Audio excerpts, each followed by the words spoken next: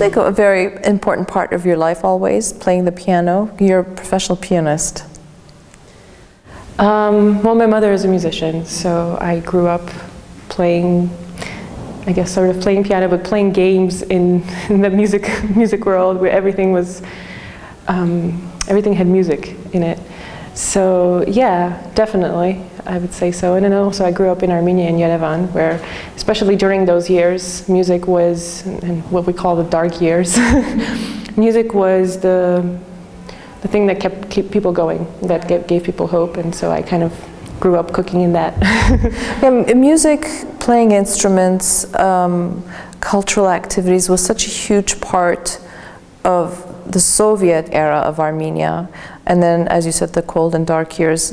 And it still has maintained that sort of rhythm, excuse the pun, but music is a really important part of our lives, isn't it? It's how we express everything, every emotion. Yeah, yeah, absolutely, I agree with that. I think it's being in the music world as a professional, I think that the thing that I noticed, it's almost like there are two different types of music. There's the music you listen to and then you sing and then you enjoy, and then the music school music, you know, the theoretical stuff that you learn. That you have to learn. You have to learn, and sometimes you hate.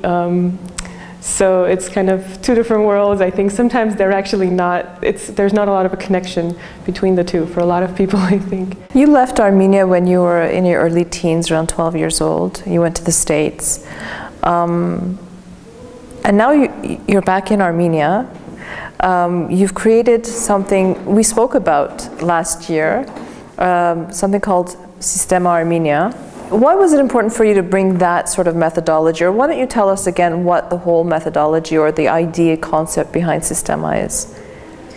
I think as far as why it was important, you know, I think I was thinking about this in the last few days, that the thing that I've learned most from being a musician, from being in the music world, and from having some amazing teachers throughout my life, is not so much, you know, I'm a pianist, so I've learned how to play, you know, how to relax your arm and and all that stuff. But I think the thing that I really learned most from being a musician is to listen.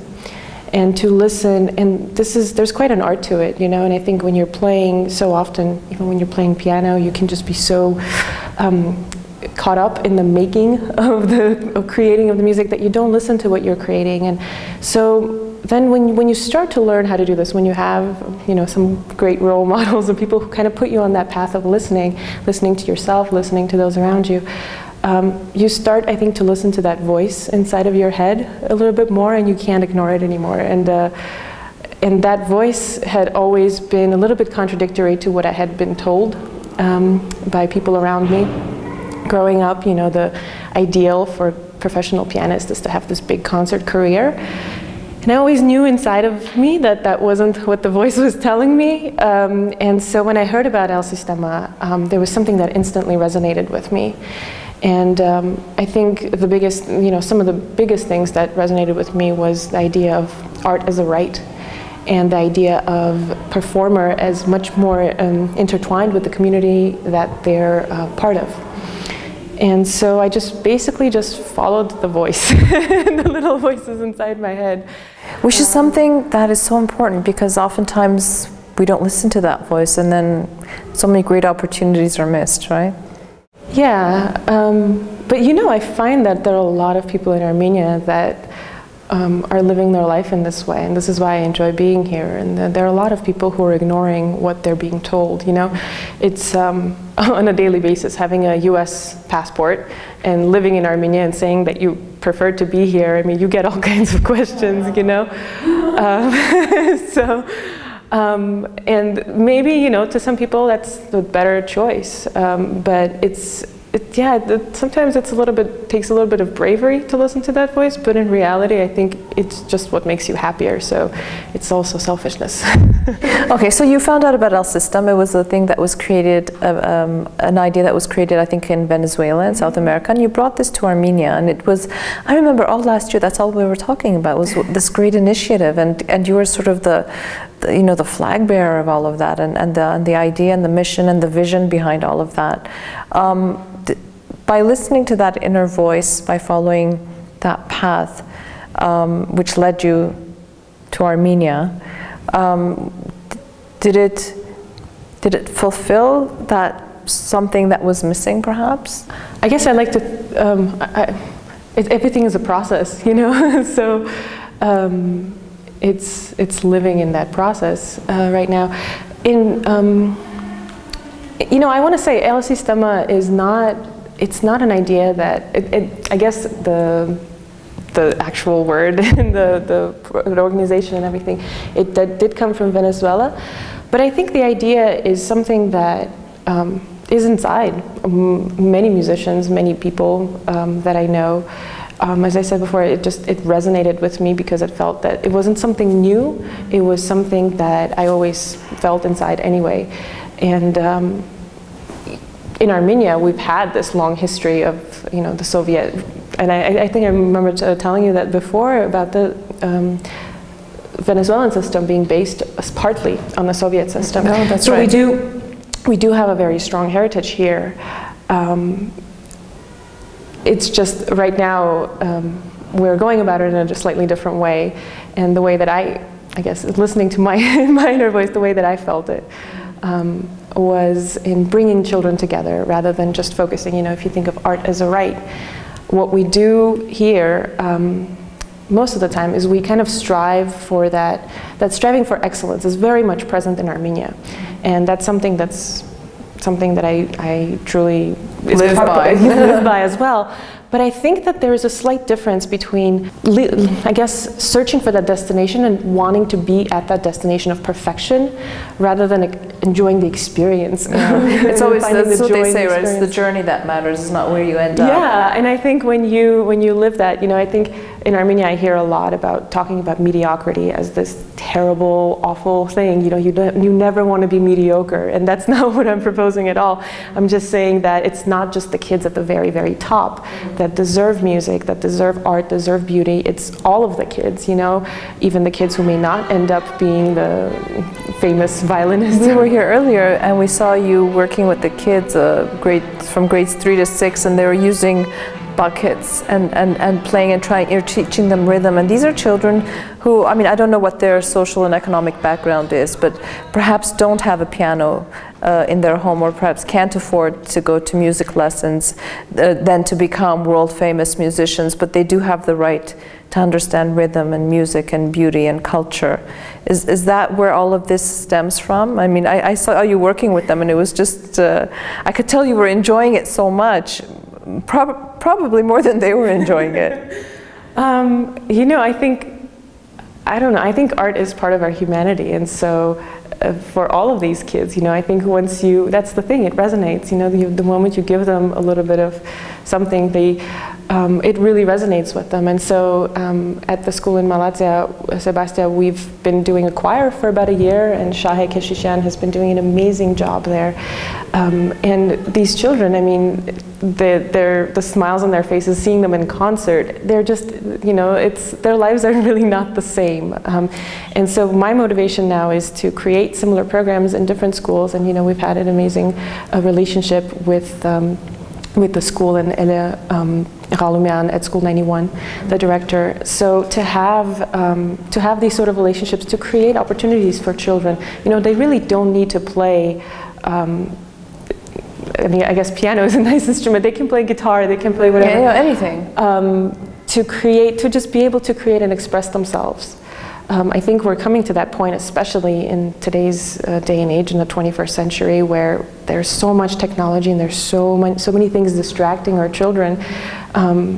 You know, now being a parent, I'm very aware of what I need to be doing for my child, and I think a lot of people are coming to understand that denying art, denying music, and, you know, all the other arts to children, it has pretty severe consequences oftentimes. Absolutely. And so to create that available, you know, to make that available for them, and then the children can make the choice. How they want to proceed. You know, we oftentimes talk about Armenia being a new country and the Soviet legacy, and I think in every episode that we've done of this program, we always talk about that. It is so much a part of our existence today. And then we also say that, you know, you have to look at Armenia from the outside and maybe go outside to come back in.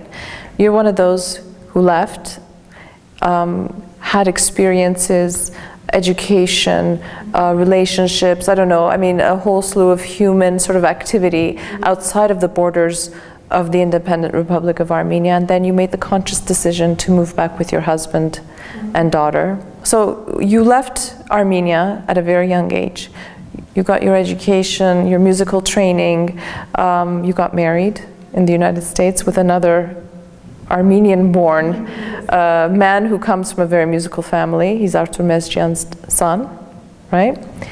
And then you come back. So oftentimes when people leave Armenia, and many leave, and I always look at them as they're departing and think they're never going to come back. And maybe that's okay, and maybe everybody has a choice. Of course everybody has a choice. But you came back, so when you come back after all those years, how is the re-entry, the reintegration? I think there are two different ways I could answer that question. One is, you know, it's the daily thing, the daily conversation in our house of, you know, oh my God, are we really doing this? And the taxi drivers who say, why did you come back, right? Right. You know, but I think what happens, you know, and I left, as you mentioned, it was about 12, 13, so at that age, you're still, it's kind of your formative years. But I think what happens is, and I think this happened for both myself and my husband, even though we didn't even know each other for a long time, until our late teens, but what happens, I think there's, within me, there's like I almost feel like a connector, like a bridge for people. I love connecting with others and being that person who can introduce, like if people come to Armenia, one of my favorite things is to introduce new people to Armenia and Armenia to new people. There's a lot of joy in that. So I think it just became part of my personality, being that kind of dual person. Coming back, yeah, I think, you know, I think it's very hard to say people shouldn't leave, you know, because I definitely gained a lot of benefits from leaving this country and being able to study abroad. But right now, I feel that there's so much to do here, and there's so much. It's really not. It's like a clean slate sometimes too, isn't it? Yeah, you know, I think a friend of mine referred to people who come back to Armenia as martyrs, and I completely disagree with that. I think it's very much partly is a selfish thing, because it just doesn't make you happier. Because in the States, there's such a pursuit of material things in order to gain happiness, and that's kind of the mantra we're being told over and over. You need this in order to be happy. You need this. It's not even to impress other people, which is something what, you know, the that way also is here. Yeah. But there, it's you need this to be happy, and sometimes you can't. You're just yeah. How many pairs of black shoes can you own until you define but your that happiness? Voice is so strong that I feel that sometimes it's very hard to fight it. Here, you get satisfaction from things that are not materialistic, and that just fulfills you much more. And so that's the reason why we're here. And sure, it's a privilege, right? Yeah, I think, and also responsibility. But also, you're absolutely right. I mean, I oftentimes wonder. It's not entitlement either. It's that world experience, that global experience that you have achieved, have gained. You come back and you apply it here, and unbroken ground. I mean, so many opportunities here, aren't there, to create new things. Also, you know, it's always amazing to see. We had so many musicians come here this summer for the High Note Festival, and you know, people from really all around the world, from Canada, Argentina, Germany, U.S., and France, and so you know, just seeing it through their eyes and seeing that, you know, they don't have that connection. This is not their homeland. They're not Armenian.